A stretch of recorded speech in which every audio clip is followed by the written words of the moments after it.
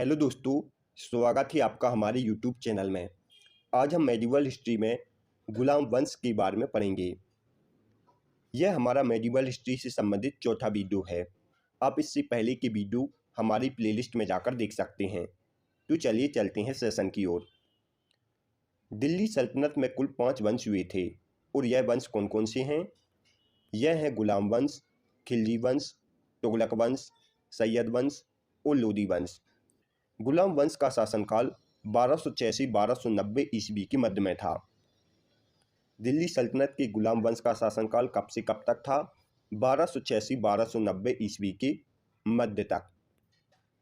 गुलाम वंश को दास वंश, मामूलक वंश, इलबरी वंश और प्रारंभिक तुर्की वंश आदि के नाम से जाना जाता था। गुलाम वंश ने दिल्ली सल्तनत पर लगभग 84 वर्षों तक शासन किया है। इन वर्षों में दिल्ली पर शासन करने वाली सुल्तान 3 अलग अलग वंश से संबंधित थे। यह 3 अलग अलग वंश कौन कौन से हैं? यह है कुतुबी वंश, शमसी वंश व बलबनी वंश। कुतुबी वंश की स्थापना कुतुबुद्दीन ऐबक ने की थी, जिसका शासनकाल 1286-1210 ईस्वी के मध्य में था। शमसी वंश की स्थापना इल्तुतमिश ने की थी और शमसी वंश का शासनकाल 1211 से 1266 ईस्वी के मध्य में था। और बलबनी वंश की स्थापना बलबन ने की थी और बलबनी वंश का शासनकाल 1266 से 1290 ईस्वी के मध्य में था। नोट: गुलामों को फारसी में बतकहा कहा जाता था और इन्हें सैनिक सेवा के लिए खरीदा जाता था। गुलामों को फारसी भाषा में क्या कहा जाता है? बतकहा। दिल्ली सल्तनत के गुलाम वंश में कुल 11 शासक हुए हैं। यह 11 शासक हैं: कुतुबुद्दीन ऐबक, आराम शाह, इल्तुतमिश, रुकनुद्दीन फिरोज शाह, रजिया सुल्तान, मुइजुद्दीन बहराम शाह, अलाउद्दीन मसूद शाह, नासिरुद्दीन महमूद, गियासुद्दीन बलबन, मुइजुद्दीन कैकुबाद और शमसुद्दीन कैमूर्स। इन सभी के बारे में डिटेल से हम नेक्स्ट स्लाइड में जानेंगे। गुलाम वंश की स्थापना कुतुबुद्दीन ऐबक ने की थी। कुतुबुद्दीन ऐबक गुलाम वंश का प्रथम शासक था, जिसका शासनकाल 1206 से 1210 ईस्वी के मध्य में था। सबसे पहले हम कुतुबुद्दीन ऐबक के प्रारंभिक जीवन को जानेंगे। कुतुबुद्दीन ऐबक का जन्म तुर्किस्तान में हुआ था और यह एक तुर्क जनजाति का था। ऐबक को भारत में तुर्की साम्राज्य का संस्थापक भी माना जाता है। ऐबक को बचपन में निसापुर के काजी फखरुद्दीन अजीज कूजी ने एक दास के रूप में खरीदा था। काजी ने उसकी उचित देखभाल की और उसे सभी शिक्षा में पूर्ण कराया था। ऐबक बचपन से ही बड़े ही सुरीले स्वर में कुरान पढ़ता था, जिस कारण कुतुबुद्दीन ऐबक कुरान खान के नाम से प्रसिद्ध हुआ था। बाद में कुतुबुद्दीन ऐबक निसापुर से गजनी लाया गया, जिसे मोहम्मद गोरी ने खरीद लिया था। मोहम्मद गोरी ने ऐबक की साहस व प्रतिष्ठा से प्रभावित होकर शाही अस्तबल का अध्यक्ष या अमीर-ए-आखुर नियुक्त किया था। मोहम्मद गोरी ने कुतुबुद्दीन ऐबक को कौन सा पद दिया था? अमीर-ए-आखुर का पद। तराइन के द्वितीय युद्ध में राजा पृथ्वीराज को बंदी बनाने के बाद ऐबक को भारतीय प्रदेशों का सूबेदार भी नियुक्त किया गया था। आगे चलकर 1205 ईस्वी में ऐबक ने गोखर के विरुद्ध गोरी की मदद की थी। इसके बाद सभी तुर्क सरदारों ने कुतुबुद्दीन ऐबक को अपना प्रधान स्वीकार कर लिया था। यह था कुतुबुद्दीन ऐबक का प्रारंभिक जीवन। अप्रैल 1206 में मोहम्मद गोरी की मृत्यु के 3 माह बाद जून 1206 में कुतुबुद्दीन ऐबक ने अपना राज्याभिषेक करवाया था। कुतुबुद्दीन ऐबक ने अपना राज्याभिषेक कब करवाया था? 1206 में, और इसके साथ ही गुलाम वंश की स्थापना की। कुतुबुद्दीन ऐबक ने सुल्तान की बजाय मलिक और सिपह सलार की उपाधि धारण की थी।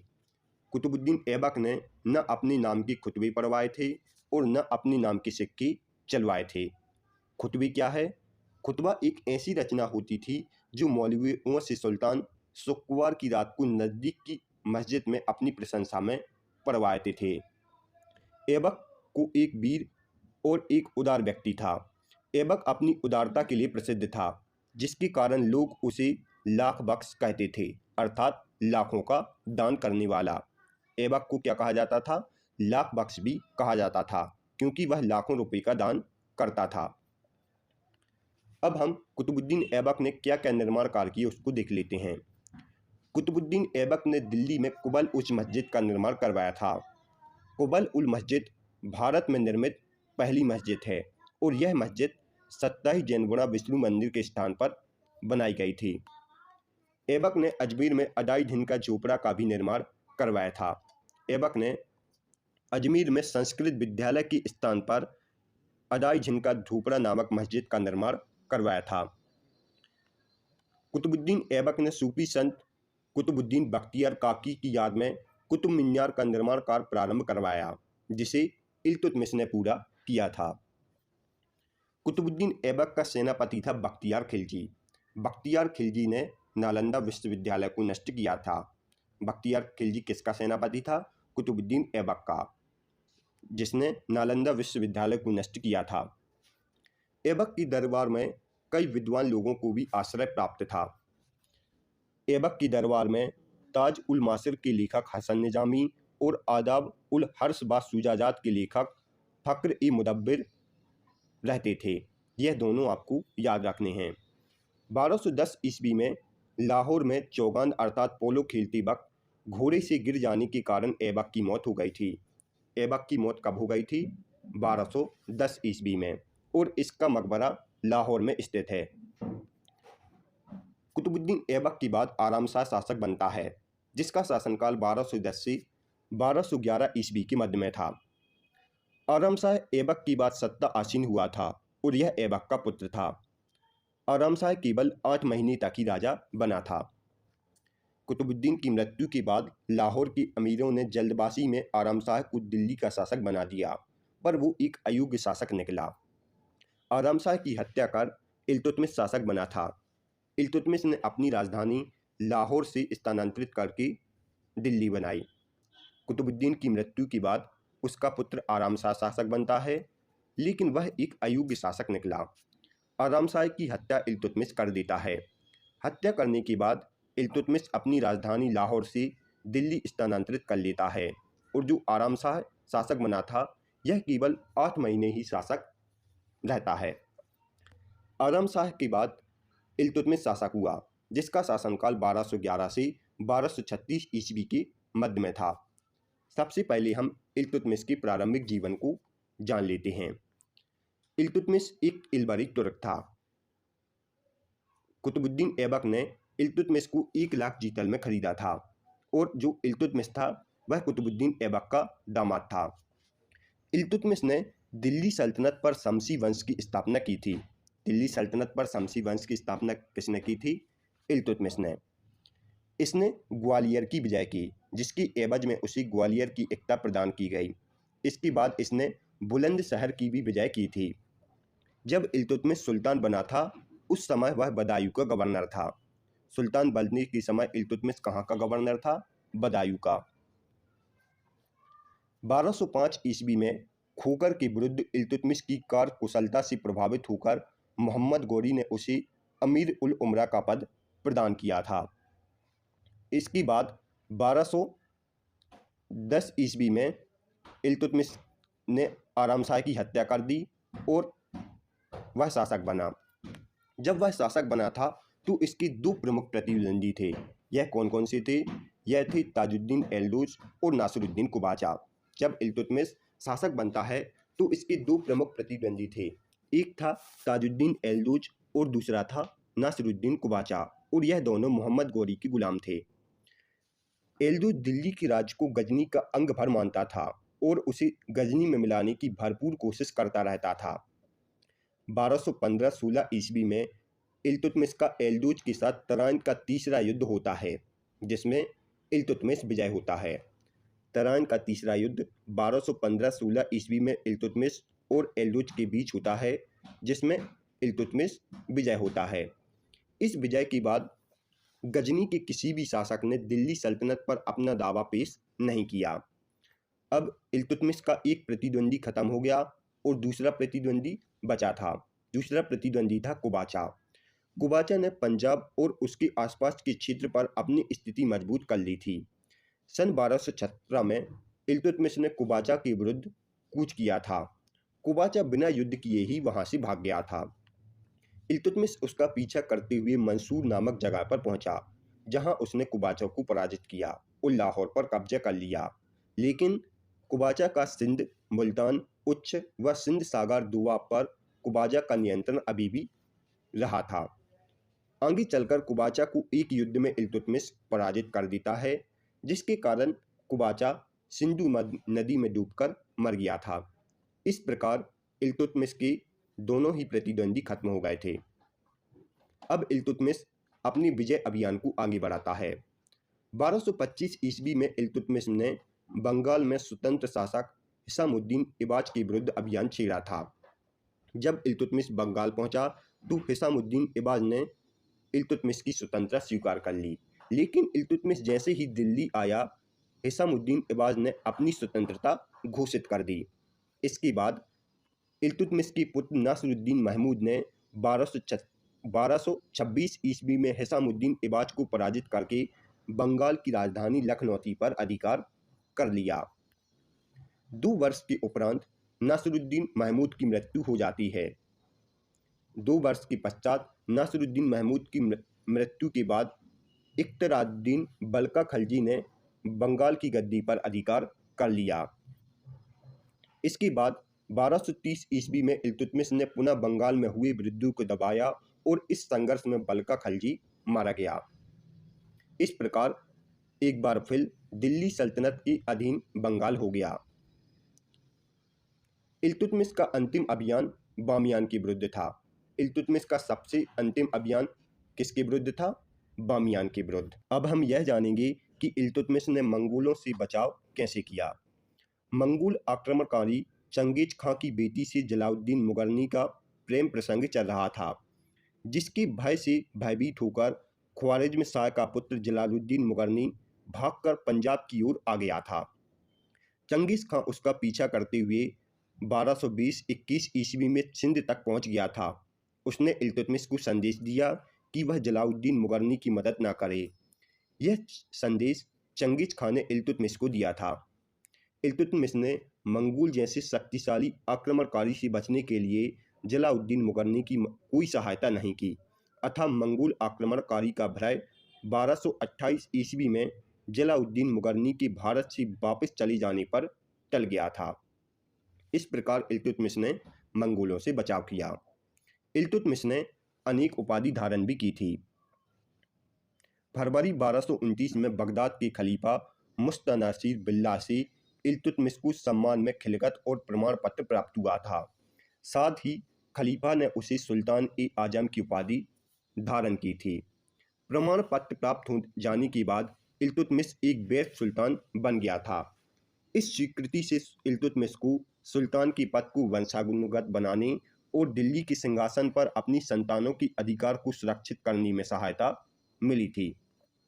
खिलगत मिलने के बाद इल्तुतमिश ने नासिर अमीर उल मोमिन की उपाधि धारण की थी। इल्तुतमिश ने कौन सी उपाधि धारण की थी?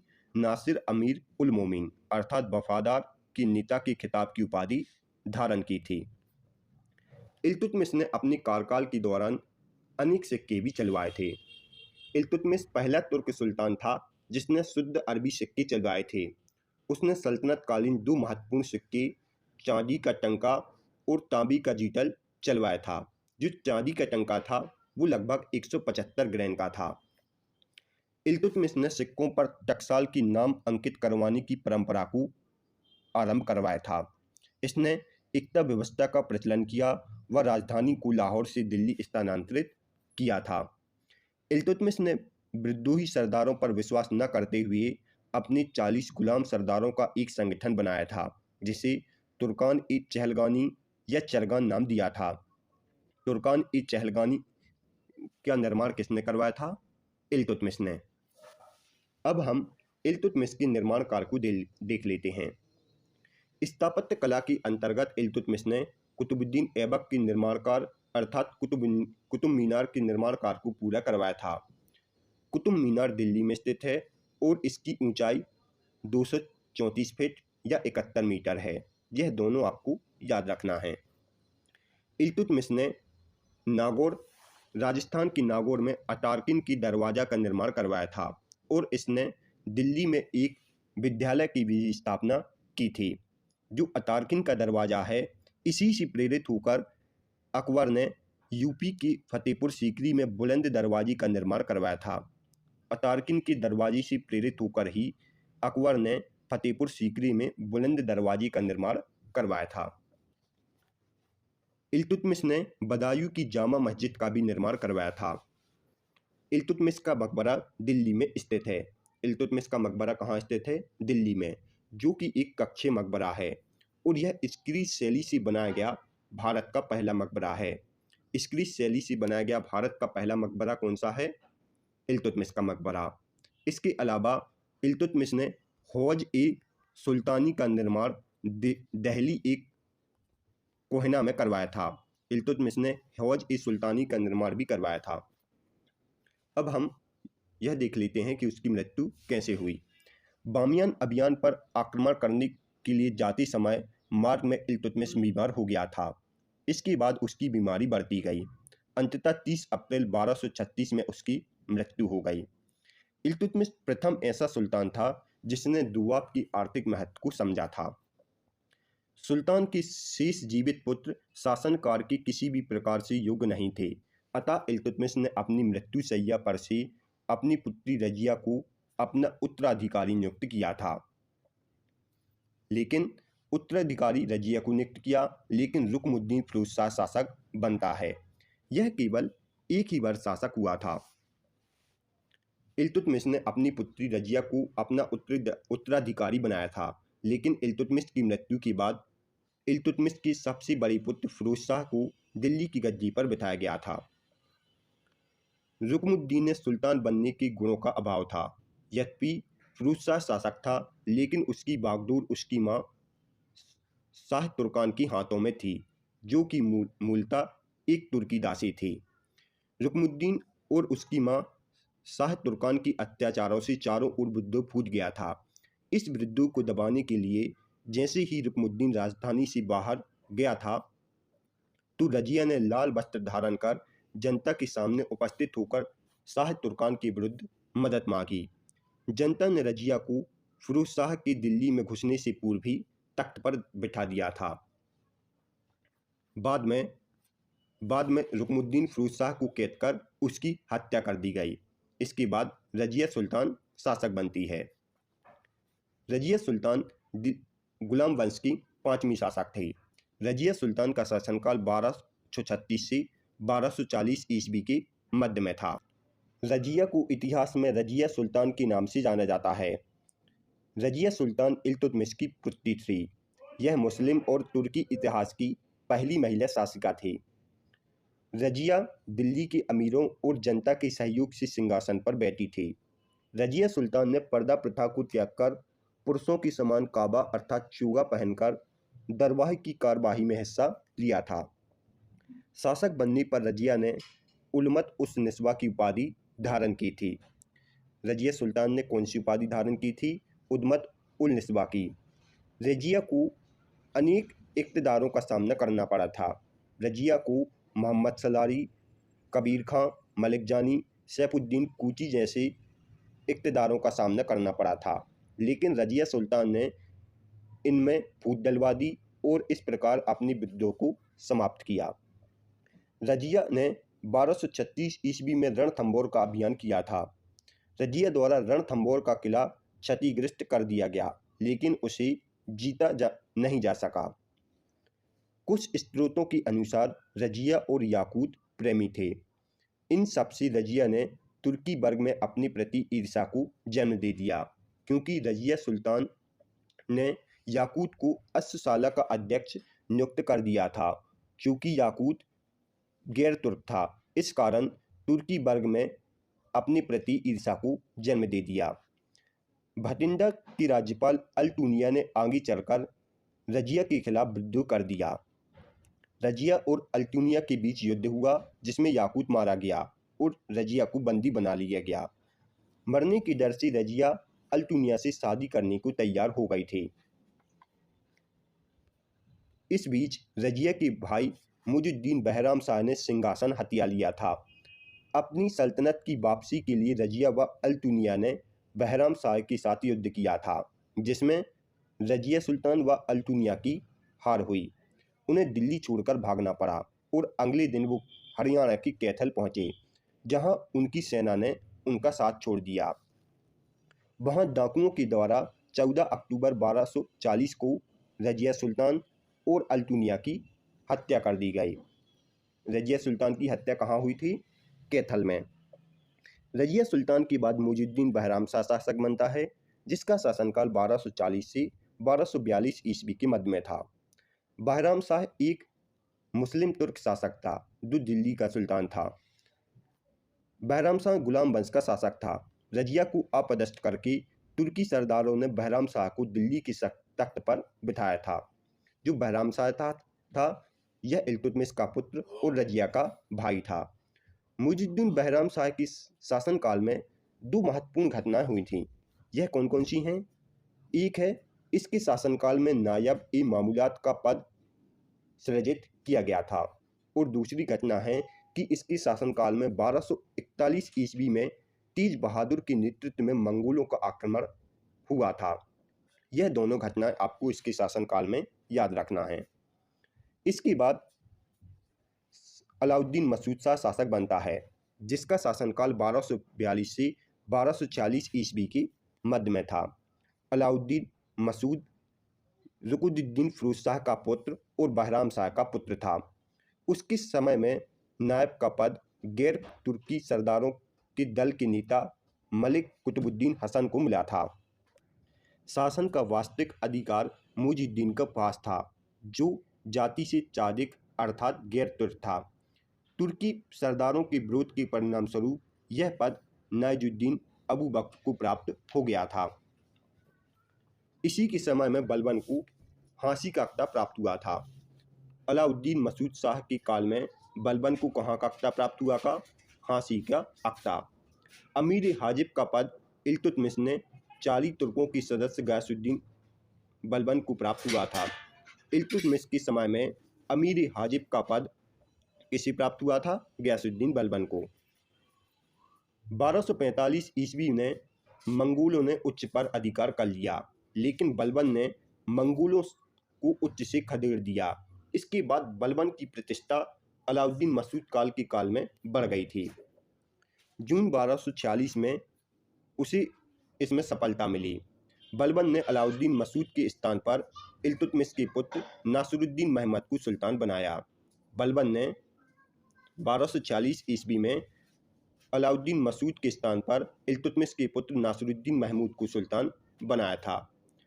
मसूद का शासनकाल तुलनात्मक दृष्टि से शांतिपूर्ण रहा था। इस समय सुल्तान और सरदारों के मध्य संघर्ष नहीं हुआ था। वास्तव में यह काल बलबन की शांति निर्माण का काल था। जो अलाउद्दीन मसूद शाह का काल है, इसमें सुल्तान और सरदारों के मध्य संघर्ष नहीं हुआ था, और यह काल बलबन की शांति निर्माण का काल माना जाता है। इसके बाद नासिरुद्दीन महमूद शासक बनता है, जिसका शासनकाल 1240 से 1266 ईस्वी के मध्य में था।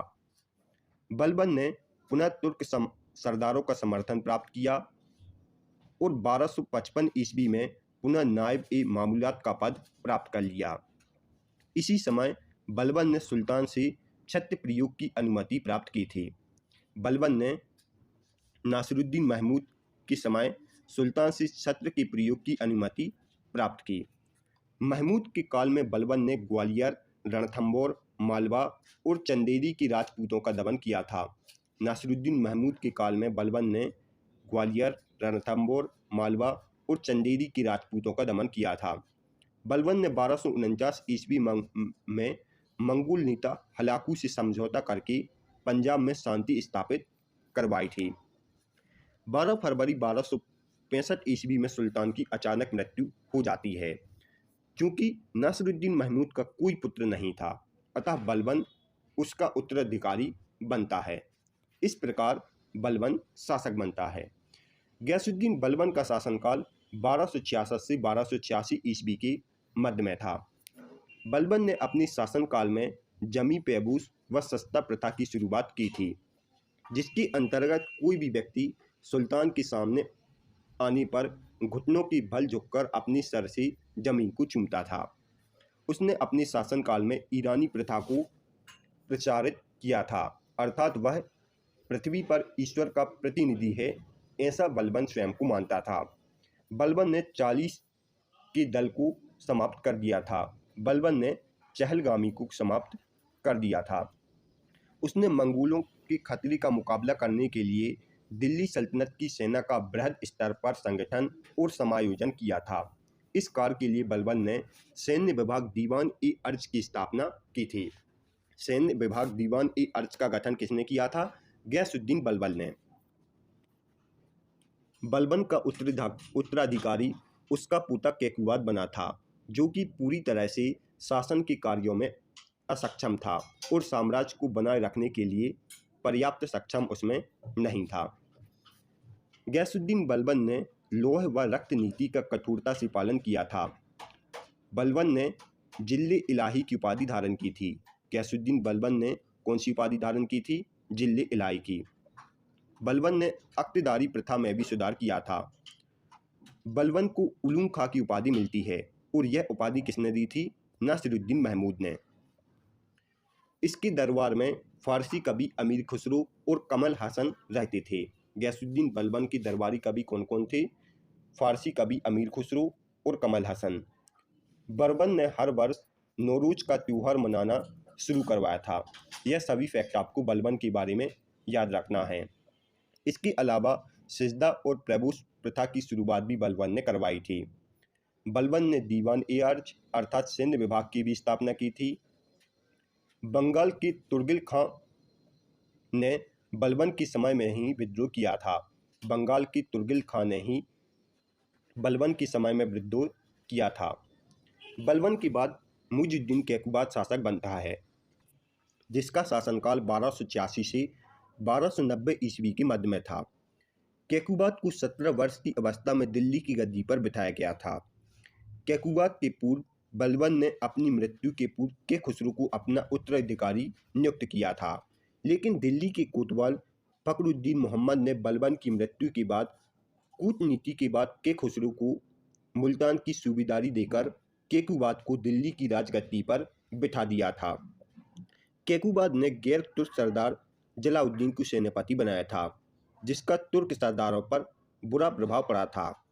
तुर्क सरदार बलदा लेने की सोच ही रहे थे कि कैकुबाद को लकवा मार गया। इसके बाद शमसुद्दीन तैमूर शासक बनता है। प्रशासन के कार्यों में उसे असक्षम देखकर तुर्क सरदारों ने उसके 3 वर्षीय पुत्र शमसुद्दीन तैमूर को सुल्तान घोषित कर दिया। कालांतर में जलाउद्दीन फिरोज खिलजी ने उचित अवसर देखकर शमसुद्दीन तैमूर की हत्या कर दी। इस प्रकार शमसुद्दीन की हत्या के बाद जलाउद्दीन फिरोज खिलजी ने दिल्ली के तख्त पर स्वयं अधिकार कर लिया और इस प्रकार दिल्ली सल्तनत पर खिलजी वंश की स्थापना हुई। Thanks for watching. दोस्तों, यदि आपको हमारी वीडियो पसंद आई हो तो इस वीडियो को लाइक, शेयर और सब्सक्राइब जरूर करें। आप हमारे इस वीडियो से रिलेटेड PDF को हमारी वेबसाइट से डाउनलोड कर सकते हैं, जिसका लिंक डिस्क्रिप्शन में दिया गया है।